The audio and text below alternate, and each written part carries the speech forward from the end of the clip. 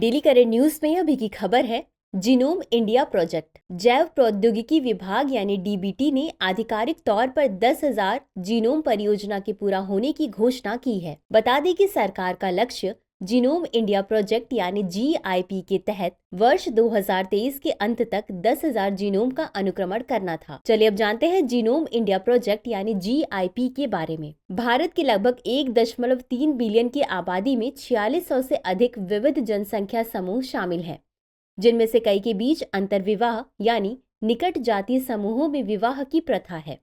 इन समूहों में अद्वितीय आनुवांशिक विविधताएं और बीमारी उत्पन्न करने वाले उत्परिवर्तन होते हैं, जिनकी तुलना अन्य आबादी से नहीं की जा सकती है। भारतीय जीनोम का एक डेटाबेस बनाकर शोधकर्ता इन अद्वितीय आनुवांशिक रूपों के बारे में जान सकते हैं तथा दवाओं और उपचारों को बनाने में इस जानकारी का उपयोग कर सकते हैं। यह ह्यूमन जीनोम प्रोजेक्ट यानी HGP से प्रेरित एक वैज्ञानिक पहल है, जो कि एक अंतर्राष्ट्रीय प्रयास है।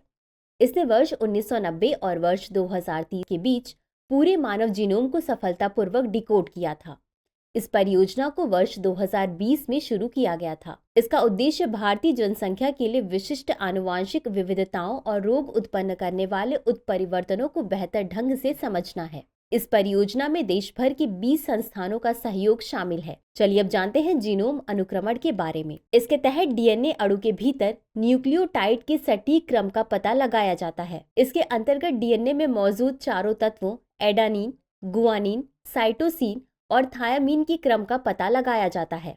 डीएनए अनुक्रमण विधि से लोगों की बीमारियों का पता लगाकर उनका समय पर इलाज करना और साथ ही आने वाली पीढ़ी को रोगमुक्त करना संभव है। चलिए अब जानते हैं जीनोम के बारे में। आणविक जीव विज्ञान और आनुवांशिकी के अनुसार जीन जीवों का आनुवांशिक पदार्थ है, जिसके माध्यम से जीवों के गुण एक पीढ़ी से दूसरी पीढ़ी में पहुंचते हैं।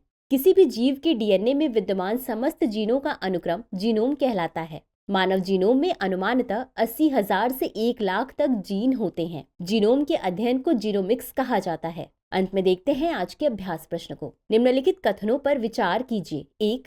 जीनोम अनुक्रमण के अंतर्गत डीएनए में मौजूद चारों तत्वों के क्रम का पता लगाया जाता है। 2.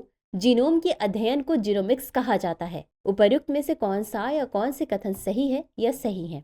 A केवल 1, B केवल 2, C 1 और 2 दोनों, D न तो 1 और न ही 2। इस प्रश्न का उत्तर कमेंट बॉक्स में जरूर दें। अभी के लिए बस इतना ही। शुक्रिया।